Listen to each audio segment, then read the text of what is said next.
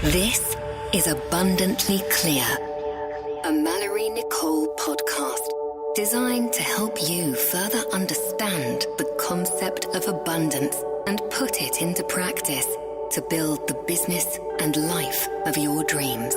We'll be breaking barriers of conditioned belief, the standard rules of marketing, and empowering you to achieve real success, allowing you to make a greater impact and live a fulfilled, purpose-driven life with ease.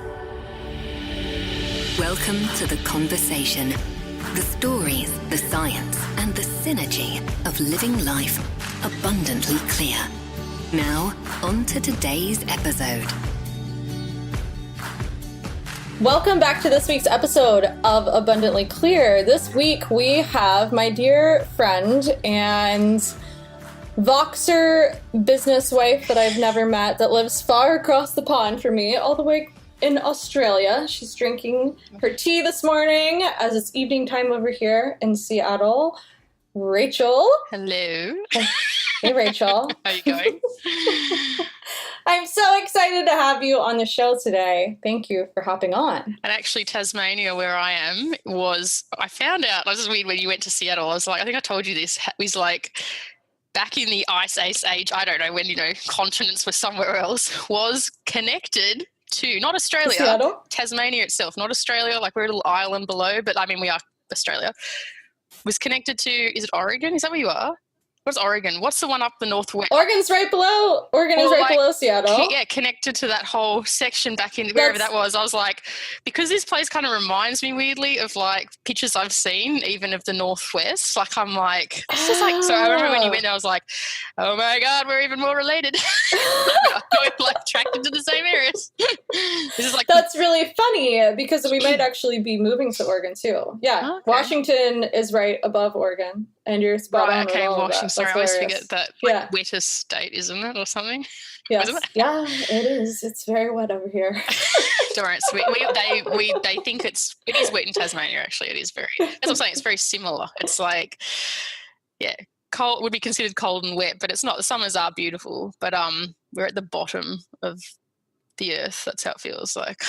I live on the edge. We're at the bottom of the earth. Actually, I remember feeling that way when I was in New Zealand. Just feeling like I was like slightly disconnected from the rest of the world. It's kind of what I like. I really do. And then I just get to access people online. So there you go. And one day we'll meet. Rachel's been a dear friend. She has a genius strategy and marketing brain.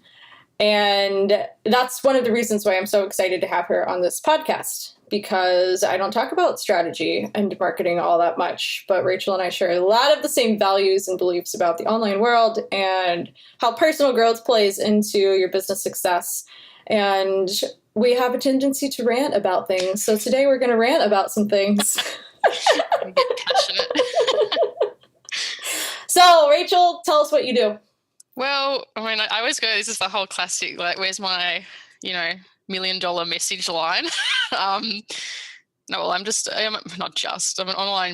and marketing strategist. So helping you create and grow your online business, specifically online, because that's where my skills lie. But really at the heart of it, getting, an offer down that will sell, but also a strategy that, is custom to you and not a cookie cutter. We won't go there yet. But that's what I do, help create and grow businesses. It's pretty at heart. Businesses people love to be in. So that's the main point. Which is important, being in a business that you love to be in. And it's also important what you do in that you are really working, a lot of the clients that you're working with right now, you're really helping them dial in their messaging. Yeah. And connecting to, how to deliver that to their audience. You're right. Like, I think messaging gets a lot of the time caught up in branding, this umbrella of branding, but it is marketing. Like, that is a section of marketing where it's like so important, actually. Like, what I think you go on about this too. It's like, what problem do you solve? Like it's 90% usually, that's going to be 90% of your success in knowing the problem you solve, less the people that you're actually trying to solve for. It's actually more, knowing what that is. And that's where the message comes from. You know what I mean? Like when you're actually really clear on what problem you solve and who you're here to serve, like it's born out of that. But we get sidetracked with all those, not everyone, but I'd say a good percentage of people I come across with the branding stuff of like logos, photos,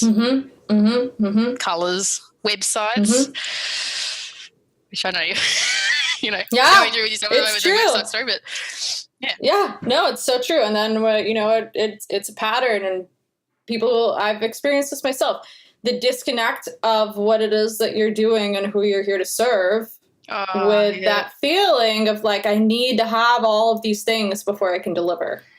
That's the trip up. Like I was thinking about when I got into the online space about, it's funny. And I always ask people how they kind of found out about the fact that you could, like this online world was a thing. Like, I don't know if you remember, do you remember having that experience? Like, do you remember who you maybe came across in the early stages that it was like, oh my God, oh gosh, excuse me, like this is a possibility. Like, I don't know your audience, but like this is a true possibility, is like, I could make money or have a business that's leveraging online. Like, do you remember when you first realized that? I remember hiring my first coach, and I was health coaching at the time. Yeah. And it was a really niched coach that was only working with health coaches. Okay.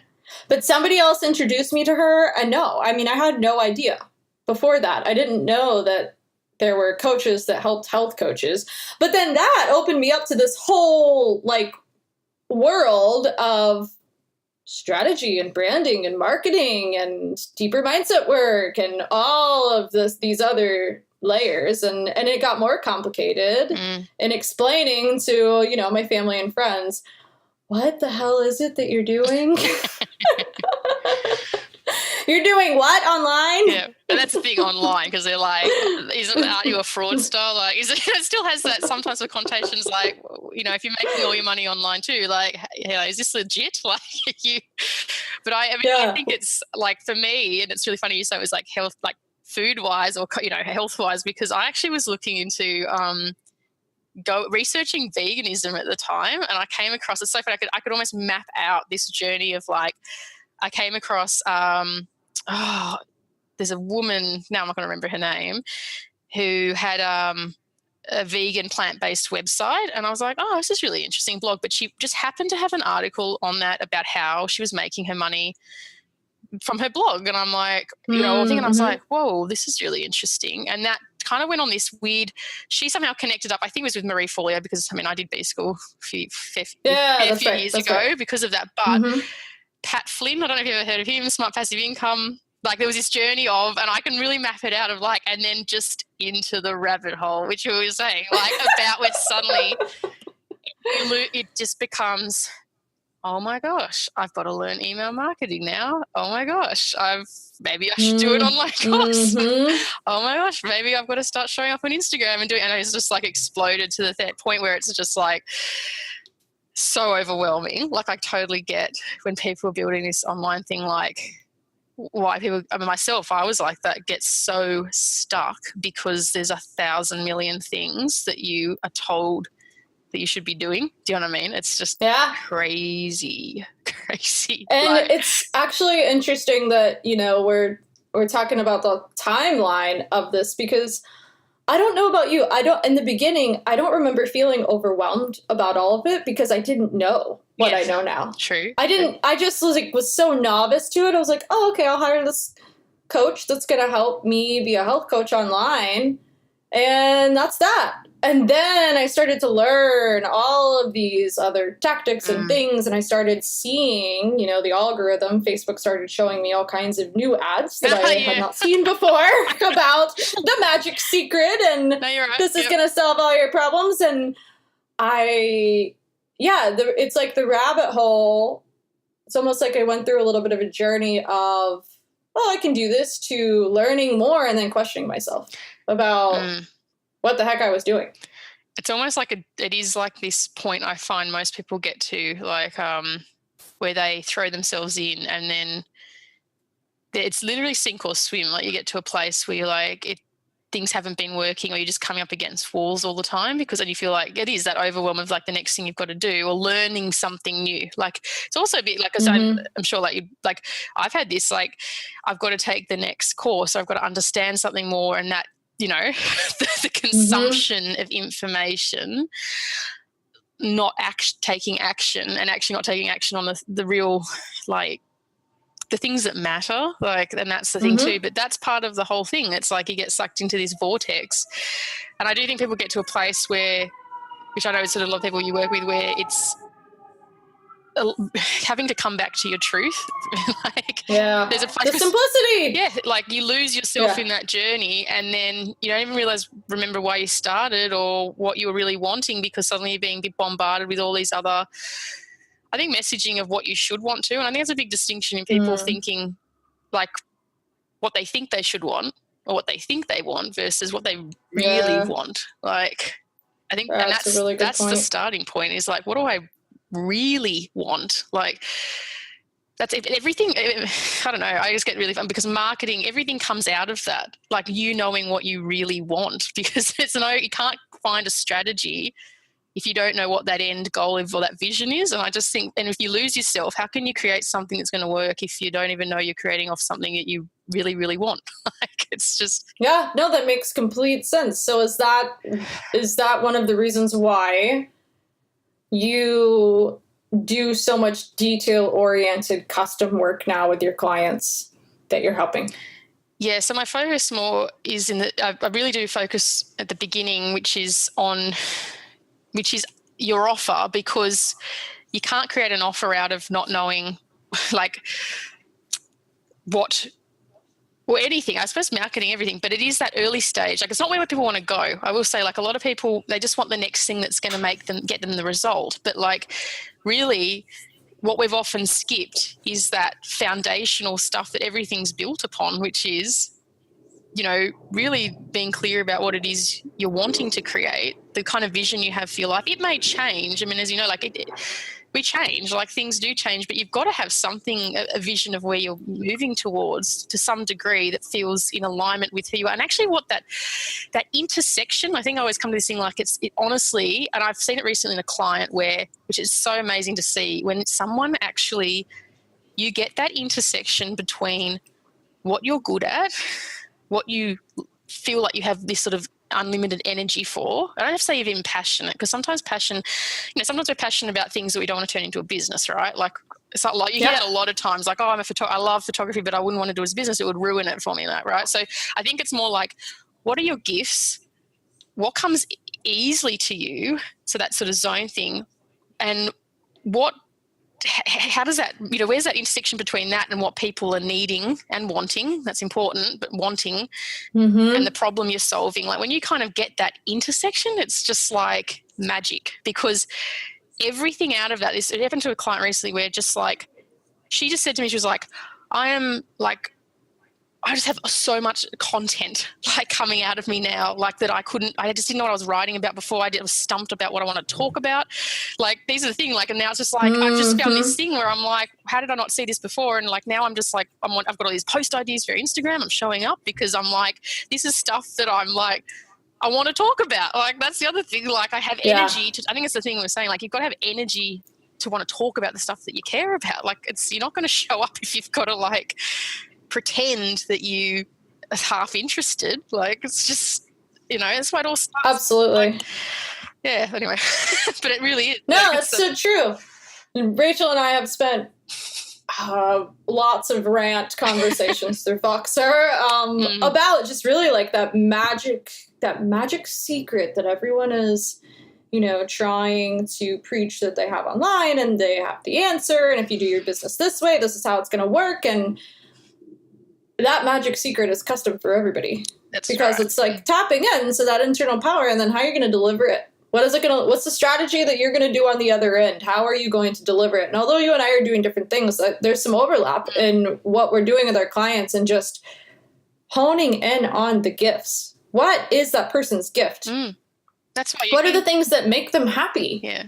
You know, you're doing all these things in your business, but what are the things that you don't like doing? And what are the things that you do like doing? And let's do more of the things that you do like doing, because that's where your energy is coming from. And that has the potential to compound upon itself. Oh, absolutely. Like, and I think and in the early stages of the business thing, I get it too. Like a lot of people, I did myself, like I've learned everything I've done a lot of because I'm a, natural DIYer, but there's a point where you're a self-teacher, like you're hands down self-teacher, one of the best self-teachers I know. Thank you. But I mean, at the same time, it's like even in myself and my business, there'll be a point where it's like this isn't going to be able to be leveraged. Like you can't, you know what I mean? Like you can't. You've got to find exactly what you're saying. Like, what is your zone? Own your zone. Like, stay in your zone, because for every other thing, you can find people that can do that. That's the truth. Like there are so people, true. And that's the thing. And it's like you are going to go so much farther if you know that zone. That's what I mean, like that intersection thing. And it's so hard to like put words to it. You know when you've experienced it. Like I know people have experienced that area of flow, but when it's like the work you're doing, like when it's something that people need and you're solving a problem that they want to solve and they're aware they have, and it's this gift you have, and it's just like that's what. And so the confusion people have is like they lose sight of that. They skip that part. Like I remember in some of the online courses I've done, I remember even B school, like they focus on like your ideal client and all those. I mean, essentially I will say all the important stuff about actually too, like what vision do you have for yourself, and all those types of things are addressed in that. No, like people skip that stuff because they want to see results. They want to jump in and they're pretty certain they've got an idea, and it's like, oh, this is what worked for blah, blah. So I'm going to model someone else's success. That's the one thing that annoys me too. Like, I mean, I know Anthony Robbins is like, find someone who's successful and, follow in their steps because you'll find that success. And I'm like, yeah, but that's all based on you having exactly the same vision of a future as that person, because you're going to be creating like following a strategy, and half the time you don't really know what they're doing. But like, so you've got all these people modeling off people, this is what people are selling. I mean, at the end of the day, that's just marketing like that. Like I was saying to you before we got on here, it's like the role of marketing, like, and I'm not going to say like good marketing is to make you believe, like, and I'm not saying it's not even to be inauthentic.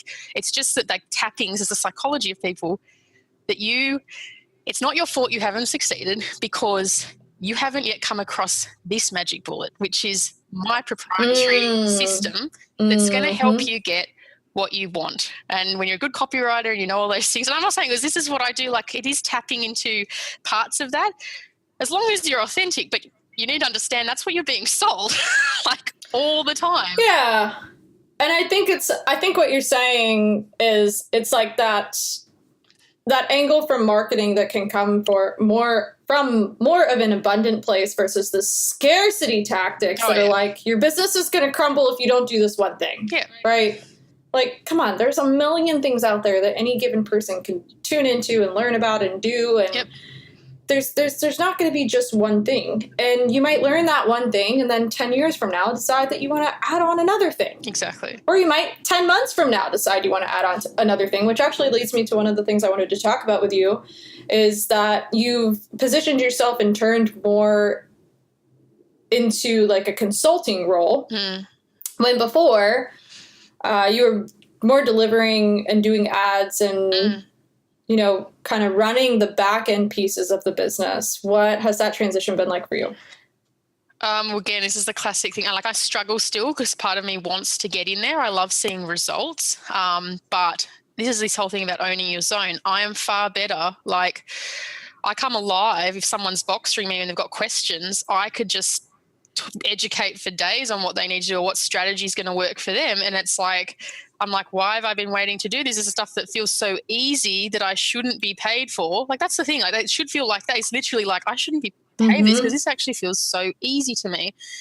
Before, like, it was, I did it because, again, I'm self-taught. I love to learn, but it wasn't like sustainable. Like, it's not, so it's been a transition because I have been moving out slowly from things I've had to finish up with certain clients to this sort of place where it's like, yeah, consulting. And I will say some is done with you. So I now more kind of will go in and audit someone's website, or I can show them how to set up Facebook ads. It's things like that. Like I do enjoy that stuff because I'm a teacher at heart. Like that is the thing. So I'm finding it between that consulting done with you place is so much better for me. It's been good. It's just, but I think I was undervaluing strategy. I guess this is what when we were talking about this, like I put my value on the delivery, and I tied all my value to that. So when I got results for clients, I tied all my value to the result. And so when I didn't get the kind of results that I wanted to see, often I actually were happy with things, but it's, I've set a high bar then for myself. You've got this attachment to something, like then you'd have this, it's like the roller coaster, the dips of like, these are limiting beliefs, or like the things of I'm not good enough. Like, am I going to be able to produce that result next time? Like you really, and that, I know that's the journey of people who do a lot of, media buying or ages, that kind of work is getting pulled into that world of like, I am, or we are only as good as the result we deliver. I think people don't realize from a strategic point of view, because that they are strategies also results. It's just that it's harder to see, but that's why politics pay hundreds of thousands for political strategists. They're not even, often implement. It's like the strategy is like often where the value's at. It's not just like, and of course I'm saying they do get results, but it's not sometimes the numbers. It's not like everything's down to a metric, as much as I'd love to see that everything has some sort of, metric. Well, it is like that you could go, oh, see, I produced that. How can you put, I know this would be experience with the work you do, like, because when it's breakthroughs, like, where's the number on that? Do you know what I mean? Where can you, where's the data on like someone's life being transformed and the ripple effect? And so I know it's hard for people to value things that in themselves sometimes that's where the block is. It's like, and I know a lot of people struggle with this because they're with the coaching thing versus like, oh, it's so much easier if, you were doing a website because it's a deliverable. Like this is what I came up against. It's like, oh, I can show what I've given versus, hang on a second, like what is the value in like absolutely transforming someone's life? Like, I mean, like in someone's business. Yeah. I love that you're talking about this because the audience might not know this, but I have a lot of agency owners that I work with as clients, and something that I've seen come up a lot. I've probably had this conversation with every single one of them, is they have this experience. Like agency owners have this pattern where they have one big, huge, massive, crazy success with a client, like crazy success. And then they create this belief or this they want to replicate, they feel this pressure to replicate that experience for every single person that then comes in their door after that. And it's like the lever of what's expected to produce from the agency, it just gets really heavy. Oh, yeah. And I remember probably when we first met, it was like shortly after you had something like that. You had a huge deliverable. What was your experience with that? And that was kind of you moving forward. So that was literally like running someone's whole launch. And there was this, and I mean, how I tend to like things be in the sense that I'd call it a minimal viable launch, in that I wouldn't advise creating stuff before you've seen whether there's a market for it. So it was really like off the cuff kind of thing, and did Facebook ads. And there was this, like 100,000, it was like 100 and, it was US dollars actually, because we were in Australia, and she was in Australia, but it was 130,000 in 4 days off this, off this offer. And this is what I'm saying about having a brilliant offer, because this is not just the Facebook ads and stuff did everything, but at the end of the day, it's like, everything's your offer. Like it comes down to like, how something's positioned and whether it's something people want. And didn't you only put like $1,000 into it or something? Oh, not even the Facebook ads for like so it's like $230. Yeah. I mean, but this is so you. This person had. Are you serious? Yeah, I know. It was amazing return, because that wasn't the return on ads were 46,000. The rest came from like email marketing, like the usual other social, sending them to the sales. Organic. Yeah. No, it was brilliant, but like And so, of course, like after that, like that's great for your ego and it's great to get more clients, but it's like people kind of look to you then as if there's this magic wand. And I'm not kidding. I had people, you know, come to me about ads where they want you to run them. And it's like, and because I'm like, now hang on a second, like this is what you'll see. And I will be honest, like with people with Facebook advertising, they've got it down right when they say, people who strictly specialize in Facebook ads are going to say, do you have an offer that's been validated? Like, have you been selling something? Yeah. Because you have to know that something, for them to take you on, they want to know that what you have is something people want.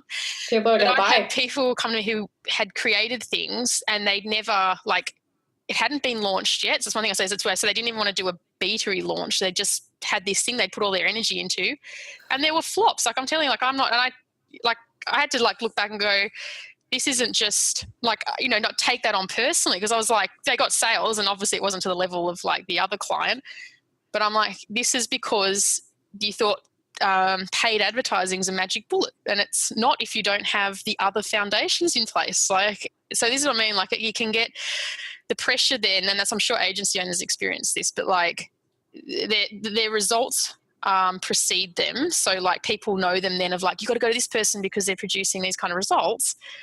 So that's a lot of pressure. Like I get it. Like, you know, it's like, because not every same thing is going to be, you know, it just isn't. And I suppose, you know, like if you didn't have those wins, like that's the fun part, like that, I don't know, like I sort of see it like, that's your highlight moments. Everything else is like, it's like life, you know, you've got these peaks and valleys. It's like, it's kind of expecting that there's just going to be the kind of, there's still good results. Like you're still getting people, making change, the transformation for them, but it's just not, you know, it's just not one of these like I don't know, like 1 in 10 year story when you're like, check this out. Like check this story out. Like this is effing amazing. Like, you know, and a lot of people are writing. Well, it's like the expectation. Yeah, I mean, it's the expectation. And that's what, if you look at a lot of ad copy right now, I mean, I think it goes back to something that you were saying before. It's like the magic, everyone's looking for the magic secret. Well, everyone's using that one crazy, phenomenal success story and using that ad copy for like 3 years. Like I'm still seeing the same freaking ads that I was seeing 2 years ago on my feed. It's like, oh wow, this is converting so well, I'm just gonna keep this ad going. Yeah, it's converting so well because it's like your biggest client success ever, and it's feeding people this idea that like that can be replicated in the snap of a finger, you know? And it's really pulling people to a place of disempowerment in their business, in my opinion. Well, yeah, I think, no, really, because this is the whole thing we're saying about people.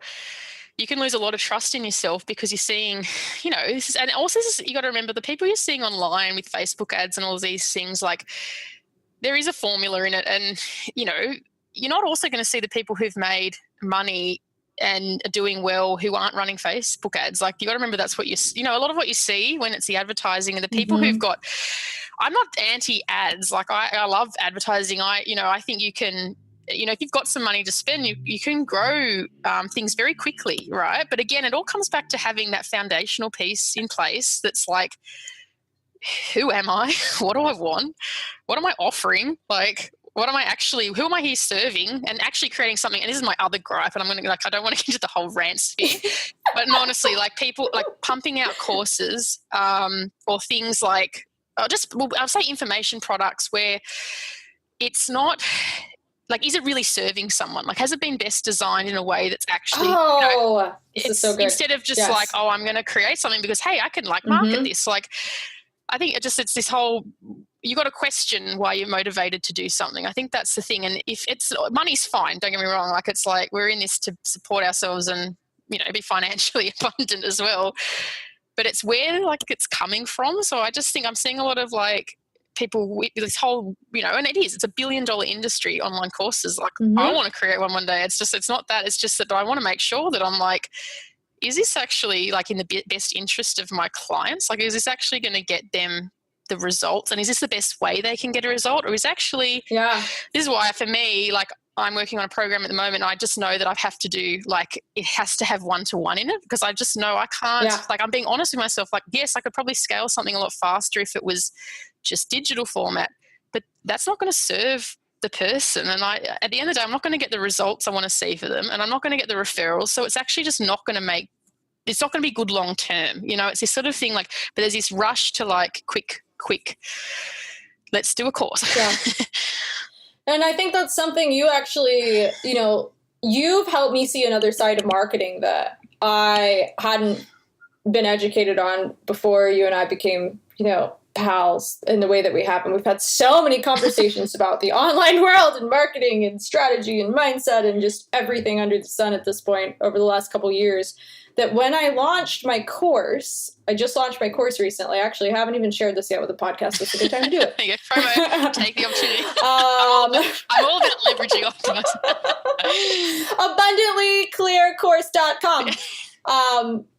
When I did it, I gave it to my one-on-one clients first because I wanted to see what their experience was and see their reactions and see, like, is this something that the market is going to experience and enjoy and, you know, not only enjoy, but see a transformation from and experience what they're looking for and not just like, oh yeah, I spent $400 and got a bunch of videos and listened to her talk for a couple hours and now here we are. You know, is it something that's offering change? Yeah. And I credit that to you because I think so many of our conversations helped me look at delivering a course differently that I probably hadn't before and really validating that offer. Yeah, totally. I mean, I gave it to one-on-one clients, got the response back and was like, yeah, everyone loves it. So I'm going to put this out to a cold audience now. Absolutely. And there we go. And that's the thing. Like I'm not dissing courses, by the way, because there's absolutely like, there is a role for like information and digital products without, I'm just saying like one-to-one interaction. It's like, in that case for you, it's totally like, is this going to serve them and get them what they want in this format? It's like, yes. And like you validate that, like, okay, this is great. I can put this out there. Like, or if maybe you'd come back if someone said, you know, like a different thing, like you just say you had different feedback, you might have to be thinking, well, like, how can I make it better? Yeah. How can I make this better? The other thing is too, like, I think a lot of people mistake, and I've done this because I've done a couple of courses in the past, like I mean my own, equating like, because I know you're all about simplicity, no, really, like giving more information as if you're giving more value. Like that's another thing. And I'm seeing, because I've had a few people where they launched courses and I'm like, this is what I'm saying, you should do it with a course. And I mean, like you were saying, a minimal viable course really, or like launch. But honestly, people are like so overwhelmed and stressed as they are. Like, and people are creating things as well, like that just aren't, they're packing in more, they think more value and more information when it's just time and they just need that, like I've seen the thing, like the like just get them back to the basics, like give them the stuff that's actually going to, as you said, going to make the change, like in your money mindset course, like I'm only putting in here what's really going to make the difference for that person. Do you get what I mean? Absolutely. And that's something that I experienced those thoughts when I was putting the course together and I had all the modules up. I'm like, is this long enough? Like, this isn't really, you know, if we look at hours, like some people are marketing their courses on, it breaks down to $11 per module and all this kind of stuff. And I'm like, well, you know, there's not 18 hours of material of me talking, but what it is a transformation. And we have a tendency that goes into like so many other levels of marketing and business and what it looks like. We have a tendency to overthink the process of everything that we're delivering. And I think that's what comes back to the truth about strategy. And I love hearing you talk about the truth about strategy because the word strategy in itself has a tendency to overwhelm people and thinking that it means that they need to do 75 steps to produce, you know, whatever the result is, or to get the income that they're looking for, or, you know, whatever the desired outcome is. Absolutely. Like they're the first, looking to achieve. Oh, everything. There's so much to unpack there, like what you're saying about the coursing. I was just going to say quickly, I had a client, and it's just funny you say that about putting like $11 a module, because she has an amazing video series, breastfeeding video series. And, you know, the experience was, with some feedback, was that people were kind of like this. Again, this importance of sort of getting feedback. I know we don't want to hear feedback a lot of the time because we get, you know, we can get vulnerable. Well, that's where all the mindset stuff comes in of like, oh, am I good enough? Did I do it good? But it's like the gold is in the feedback. I mean, it's like, it is. Absolute gold. Because referrals are like a godsend, and we have the ability to create the referrals if we're open to feedback. But anyways. But she just had this feedback, and it was like,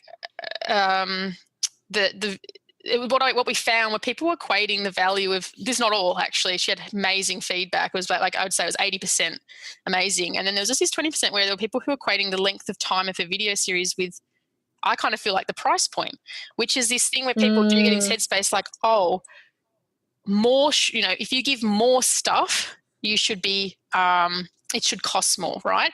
And yet that goes against the complete opposite of like her whole thing is really giving the most pertinent information to set yourself up for breastfeeding success, right? Like, what is the point in overwhelming someone with all the information that's actually not going to make the difference, to fluff out a video series, or whether that's a course, so this is what I'm saying people do, to push it, bulk it out, to feel good about it, when in fact it's actually not something that's really going to be, like, it's the 80-20 rule. It's like 20% of your content is going to probably be the transformation for someone.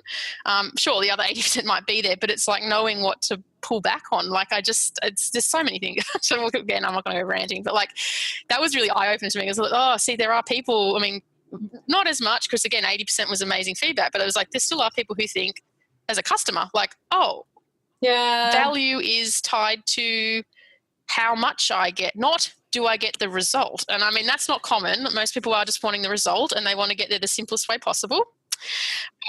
You do still get people where it's just really interesting. It's like, oh, there are still people who think you got to be, but I think there's a whole, I'm going to go ahead and like call that out for a second, because I think what that really is it's people buying things that are struggling with disempowerment to begin with.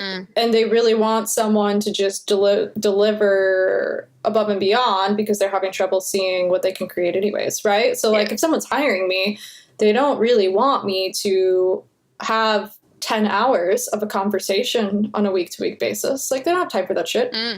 They want an hour, and then they want to go do the stuff in between the calls and show up to their business and see the change. They don't want 10 hours of conversation, but it's that victim mindset, I think, sometimes that really pulls people back. And it's like some buyers, like, let's just be honest, like, some buyers are gonna be buying from that victim mindset of, I don't have to step into my own power. I can buy this thing, whether it's learning breastfeeding or business or, learning how to lose weight, whatever it is. And this is going to solve it for me, and I shouldn't have to do anything. Yeah, exactly. And you're right. They're not actually, truthfully, at the end of the day, they're just not going to be your ideal clients. That's the other thing, because I just realized that it's like, if it's only 20% of people, it's like, well, hang on, maybe these people, they don't want the most pertinent information. For whatever reason, they want loads of information, and that's what they think is going to be important to them. And you're just like, that's not what this is about. So you're not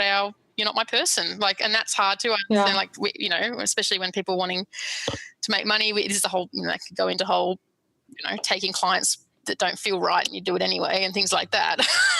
But it really is like, there are just always going to be people who are not right fit at all, like, for your business. And I think that was just the eye-opening thing. Like, even when you can create something really amazing like a video series, there's still people who it's just not for them. Like, right. And it's one of those things too that we don't know. I don't know, going dynamic here for a minute. We don't know what that person's going to be thinking 10 years from now. They might remember, that course that I bought that I got frustrated about, that relates back to this thing this personal growth thing that I'm now experiencing in my life. And seeing where I have showed up in a victim pattern, and seeing all the things that, have not been helping me, that I'm now ready to change and shift. So at the end of the day, it still has the potential to serve somebody. It just might not be for that certain thing that, and that point in time they think they're needing. Yeah. It's right. Like, absolutely. It's just like, no, the rabbit hole of like, where do you end with? Because that was the other thing I was just thinking, like, oh, I won't even get started. It just is. It's just crazy. Like, Well, I mean, you can't qualify people to buy your course, right? Like, No. qualify people to say, are you a victim? Like, what are you supposed to do? Like, what are you supposed to do?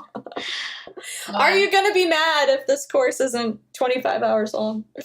I mean, I guess you could do that. Well, I suppose, this is what you could say in the copywriting realm. Like, you could be very clear about, but then this is the thing, you don't know that until you get the feedback. And that's the thing, because then you get the feedback and then you're like, oh, like, and this is why you know what, this is actually the other thing. Like, and I know this because I was talking just before we got on about, I know I'm a perfectionist. And it's like, it's never going to be perfect. So, like, everything you do is just in this constant state of like growth. It is. Yeah. And it's like, the course you make or the program you're offering, that's why feedback, you're just in this loop, like this, if you want to call it like experimental loop, it's this feedback loop of, hey, is this working? No. Is this working? No. Yes, that is. Okay. And it's just moving along, like tweaking as I go. And it's still probably never going to be like the perfect thing, but it's like, it's getting more refined and I just think that's the thing, like, that's why you can't be fearful of feedback, because that's where you get the momentum to kind of keep going in the right direction. But like, it just, I think,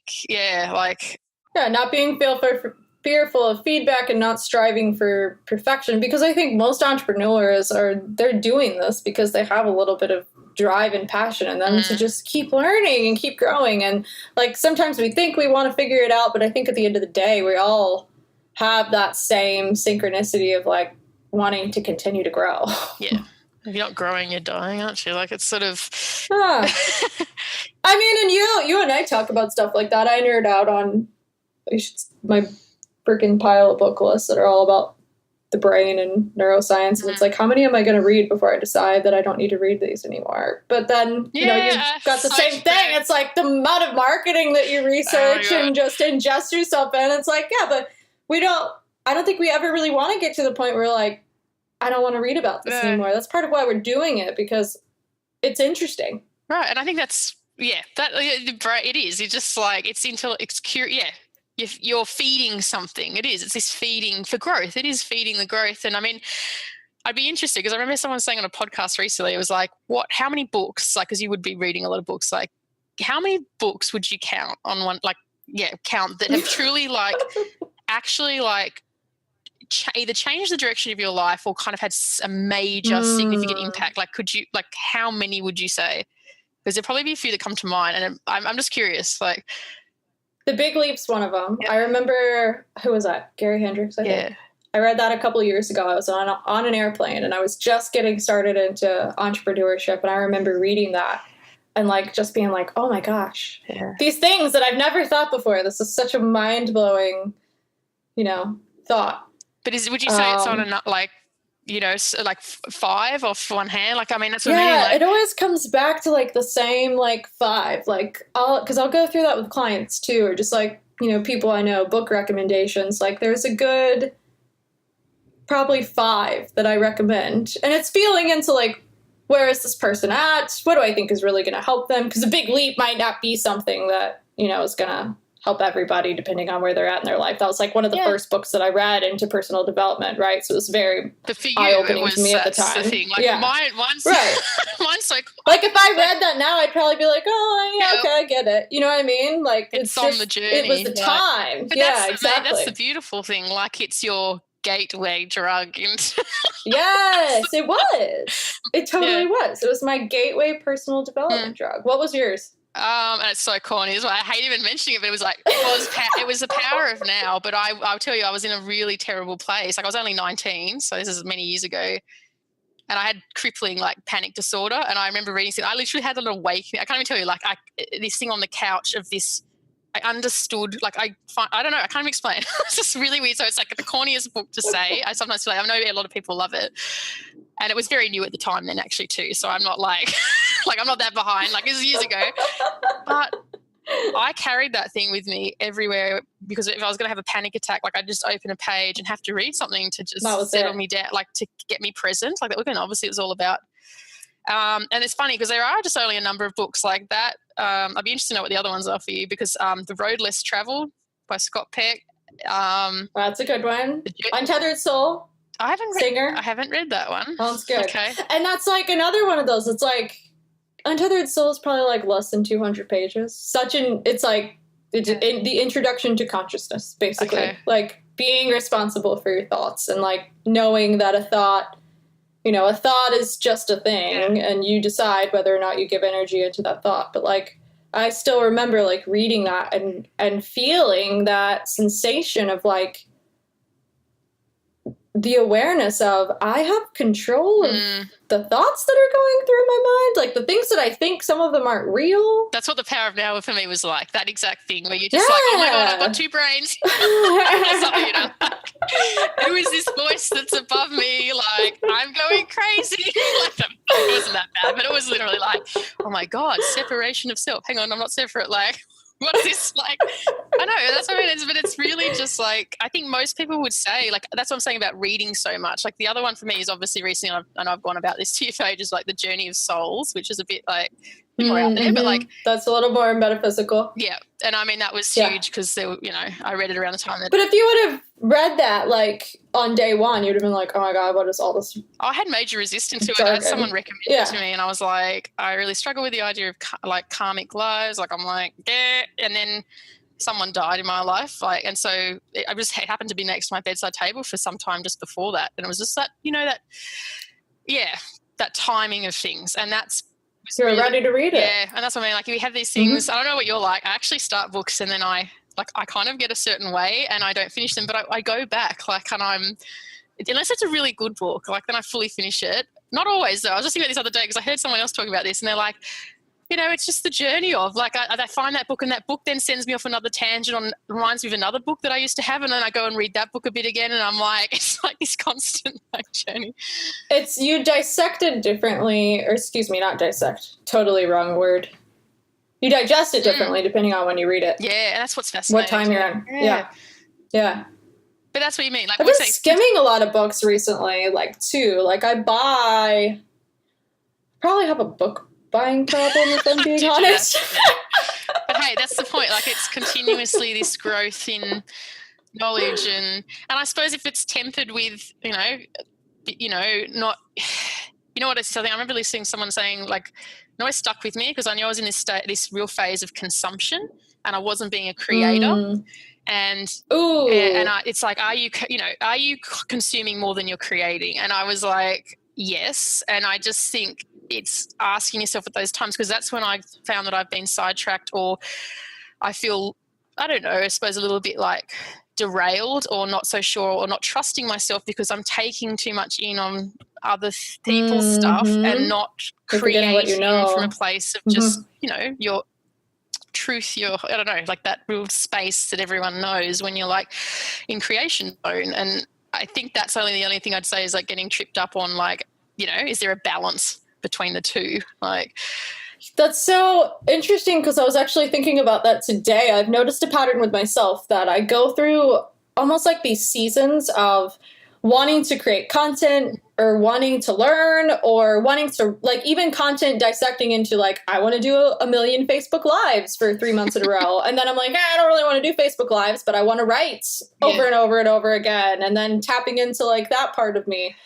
And I found that just like, hey, I'm just going to accept that I'm going through these seasons is the best thing that you can do. But I think there's something to that in your point to, are you consuming more than you're putting out? Because that might not be a beneficial season for you, right? Like for your business, And you might look sure. Because I think we always need to be learning. Yeah, and sure, you might go through stages where you are maybe a little bit more in consumption mode, and sometimes that's because, for whatever reason, that's just, you got to go with that. That totally happens to me. Yeah, totally happens. Like, I think learning phases. And then the magic happens because I remember reading this quote and I thought, and it was like, I won't remember it now. It was something about, taking on knowledge kind of is nothing until it's like, I don't want to say like unless it causes a behavioural change, which sounds really weird. I can't remember the quote. It was, I won't be able to find. And I just thought, that's the same thing to me of like, am I taking what I'm learning and processing, digesting, and then am I putting magic into the world by creating things, or am I just storing? Because I know a lot of people in my life too who are amazing at consumption, and very intelligent, and it's just like so much value that could be created from that, but it's being kept sort of, I don't know, like just not being shared with the world, like from your own unique perspective. That's why everyone's got to create, because, and this is the other thing I know with and particularly coaches, I know that, you know, I think this is the thing where people feel like, oh, I don't know, we can think like everything's been said before and everything's been done before, but like it really, like when no one's ever going to have that unique perspective or life experience that you've had, or that unique way of alchemizing everything that's come together and putting it out in the world. And then not everyone wants to follow. I mean, not everyone wants to hear the same message from the same person. That's the other thing. Like I've learned that one quickly. Like it's just. And the language that somebody uses might not land. Oh yeah.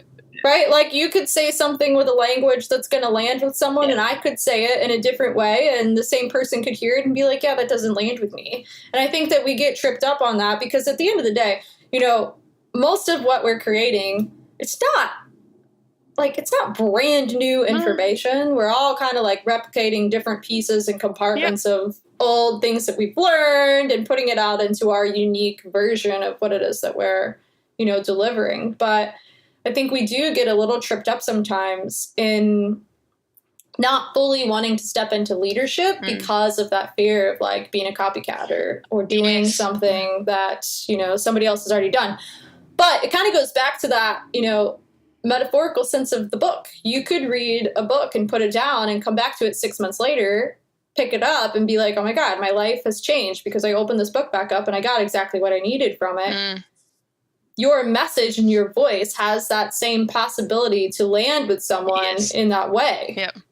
And they've heard, maybe as you say, they've heard the message a million times, but they've never really heard it until they heard it from you. Like, and you were the person that was supposed to deliver it that way, but you don't know that until, you know. Yeah, I think it is something that really trips. I mean, it has with me. Like, I know that I wasn't, you know, and I think that is the thing, like that waiting for the $1 million idea, or I actually often think like, there's just a thing of mistakes with lead magnets, like going around people creating lead magnets, but like trying to be innovative versus just being useful. That's the other thing. Like, because people have this desperation, you know, I need to be different, or I need to create something that's never been thought of before, or I need to stand out in a way that's like, and really it just, that's where that whole thing of it, same thing. It's like, you can just create something that's insanely useful for someone, and by the mere fact that you're creating it, like it's going to be, you know, it could be life-changing for that person. It's not, you know, it doesn't have to be this grand thing that's like never been heard of before.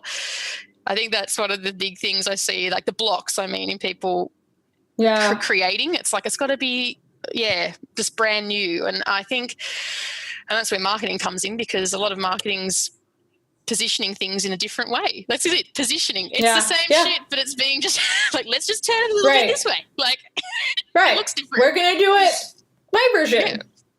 Yeah. So I think it's sad if, you know, I hope that, you know, if that's stopping anyone who's listening, it's like, don't be stopped sharing your message, or don't be stopped just creating because, there are a lot of people doing that. It's just like, it's needed anyway. Like, oh my gosh. Could you imagine if I was like, oh my God, people talk I about have to be something. Yeah, people talk about, there's other people out there that talk about self-growth and turning stress into profit and limiting beliefs. Like, I better not do this. Kidding me? I've got to come up with some, like, I'm going to sit here until I work out some, like, major breakthrough new system that's like. Or if you're like, I can't help people market because other people are, I mean, that's like the totally conundrum right there. I can't help people market because other people market. Oh my God. And also, as you know, like when you're in the world, like whatever industry, even your listeners are in, like, that's all you're seeing. So it's really easy to feel like, your world gets so small. It's like, people like don't even know. Like, I'll talk about, I don't know, certain parts of digital marketing and like to normal, I was going to say normal people, but people who aren't marketers, and they're like, what? Like, so I mean, and I could believe every man, I don't know if that's an Australian term, every man and his dog, but like every man and his dog is doing marketing. And I'd be like, I shouldn't be doing this. Like, there's no way I'm going to make money doing this because everyone's doing marketing. Same thing. Like, I get it. Like, but it is a real block for people, like, especially coaches starting out. Or anyone, like even if someone was wanting to, like, you know, you work with a lot of agency owners, like people who thought I might want to start an agency. How easy would it be to think, how many other agencies are out there? Like, why would I do that? You know? Well, and growth too. Actually, I was having a conversation. I love what you just steered into. because I was having a conversation with a client today who is going to deliver more of like a coaching style offer. She's got an agency, but she's going to deliver a coaching style offer. And there's, that part of, well, I'm going to deliver something about how Facebook works, but Facebook is going to change, right? But it goes back to growth, because the way that you deliver something in marketing, it's going to grow, and people are going to grow, and things are going to change in the same way that the way that you work through your mindset right now, like, I truly believe that we're ever evolving. Consciousness never stops growing. And as soon as we decide that it stops, we've limited ourselves from really stepping into like what that next version and that next level of potential looks like, because that next level for you or I or somebody else listening right now, it's going to be different in 10 years. And if we stop asking ourselves those questions, then we stop opening up growth platforms. And marketing's the same way. You could create a course right now on marketing that could not be relevant in 15 years because the world changes, right? Yep. But it could massively impact the people that receive it right now. Exactly. That's right. And you can't miss that opportunity. That's, as you say, like, if you're waiting for something that the people who are needing it right now are missing out. Like, that's, if you don't, you know what I mean? Like, I think the funny thing with marketing, though, is actually, the distinction a little bit with that is I do think a lot of people get hung up on tactics and being sold tactics, and they're like principles of, I suppose, like, of psychology and how humans behave aren't going to change. And it's when I think with marketing, it's more important people focus on those things again, like that are things that don't inherently change. If we at least if you're dealing with a human, could be something else, but like, if humans might well, that might happen later, right? Like, we could become weird. Like, we don't know where we're going to be in 100 years. So don't get me wrong. Maybe you are marketing to robots in 100 years. Yeah, we could be different, but like for now, like in real marketing, if like, if as long as you're not getting like swept up in the world of like the next tactic, and you're actually focusing on the core principles of marketing, and you can't really go wrong. It's just, I think what goes wrong is people learning tactics. Yeah, like the new Instagram hack, or the like, Facebook ads are changing every day. So it's like if you're relying on things like that, then there could be a problem. However, as you said, it's still relevant at the time, so it has its place. Like, nothing wrong with it. Right. Yeah. Well, and it's kind of the same way, going back to one of your clients that's teaching breastfeeding. She's not going to need to know how to breastfeed for her entire life, but hey, it's helping her right now, so she should deliver that product to her audience.